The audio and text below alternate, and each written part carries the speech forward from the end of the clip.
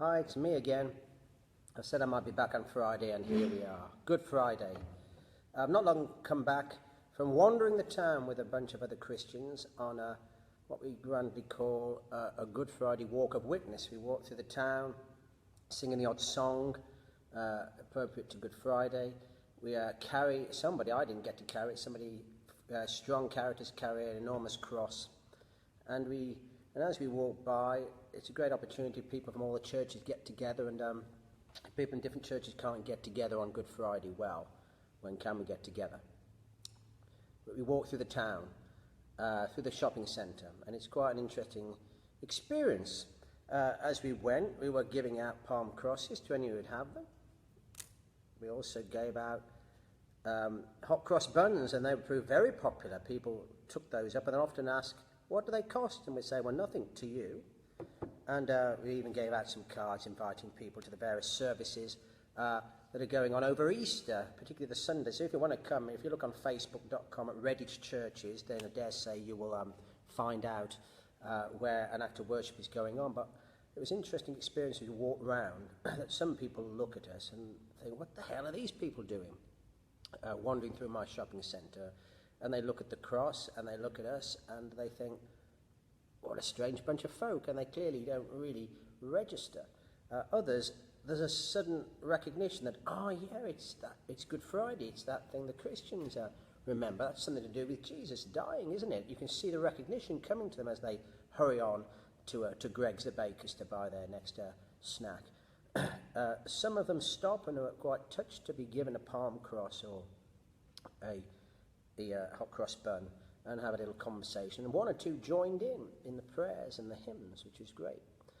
And but it's evident to a lot of people they wonder what the blazes is all about. They can't really understand what this dying of a man on a cross so many years ago could mean. It has any meaning to their lives. We have to admit that sometimes even we who are there haven't got a whole answer to what the dying of Jesus means, yet we mark it on this day as good. Why do we do that? Well, it goes all the way back to the beginning, at the time when Jesus' disciples were following him, and he predicted to them, he told them that this had to happen, this would happen, and they didn't believe him. But when they'd all scattered when he was arrested and he suffered and died, even though a few days later he rose from the dead, they didn't skip past the death of Jesus too quickly. They came to see it as something profoundly meaningful. Of course, they had to get used to, firstly, to the profound brutality of it. Imagine having these hammered into your wrists or into your feet, and they got to see the one they thought as their master brutally killed. Now, that was heartbreaking for them and petrifying, and they all ran away. They came to see somehow that this had to happen, as he said, and somehow it was for the good of the world. Ever since, the church has been wrestling with what this meant, and there's so many things we could say, and maybe it's a great sign of love that believing Jesus was God, he was willing to take anything from those who attacked him rather than retaliate. Many Christians believe that somehow God was revealed as being humble and weak and willing to suffer, and so those who particularly suffer themselves, whether for faith or just in the ordinary ups and downs of life, can see a God who at least knows what it's like to suffer and isn't just abstract and above it all. Of course, a lot of understanding Christians have is that somehow Jesus died for sin or in our place.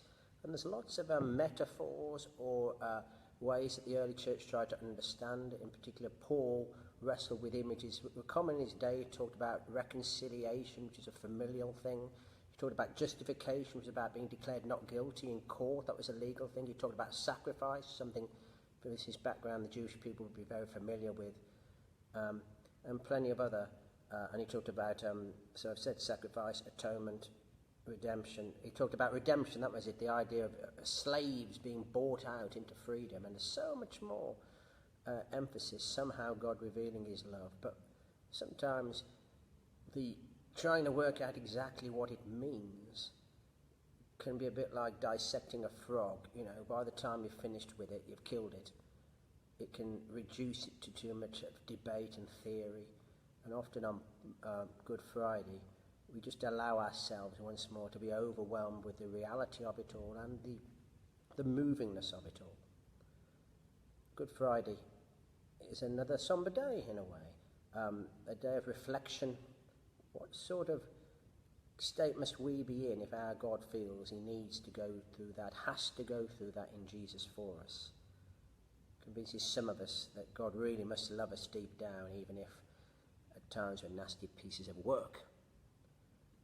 It convinces us that God must love others, even who we think are nasty pieces of work, and he loves them as much as he loves us. And maybe we have to suffer a bit of them to show them God's love. Maybe you haven't thought about why Jesus died for a long time. I encourage you today maybe to take a moment. What we'll be doing here on tonight at 7 o'clock, you're very welcome to come along, but we're just going to be dwelling in song and in readings, particularly on Mark's Gospel's version of those last hours of Jesus. You pick them up back into chapter 14 into 15. And we're going to read them in 7 readings and reflect on them. I'll give a little reflection, a bit of theology, a bit of an address, some prayers. And you'd be very welcome at that. That's at 7 o'clock tonight at the Ecumenical Centre in Redditch, Emmanuel Church. Plenty of other places, I'm sure, to gather and worship today. And it's one of the profoundest days in the Christian church. So if you can't be with us, why don't you just go and read the Gospel? Maybe reflect on it, that passage in Mark, and let it speak to you afresh or for the first time. At the end of the day, I'll be shattered. Partly because I've been doing so much, but partly because it's an emotional time, a spiritual time, a deep time for us in the church. And I'll be ready. And in a sense, a part of me will be a bit sad, because I realise something to do with me meant Jesus had to go through something like that. Today's Friday. But I have to remember, as a famous preacher once said, it's Friday, but Sunday's coming. We'll be ready for Easter Sunday, when we'll be celebrating resurrection and all the new hope and life that comes through that. But maybe I'll be back again to torment you with another one of these little presentations. But until then, God bless, and have a good Good Friday and a good Easter. Bye for now.